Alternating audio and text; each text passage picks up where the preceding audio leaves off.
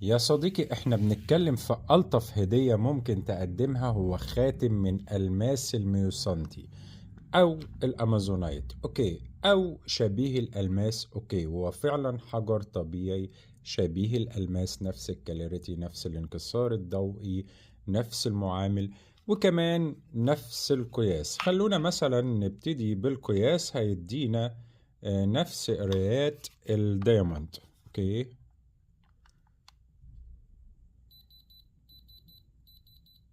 ده بالنسبة لمقياس الحجر.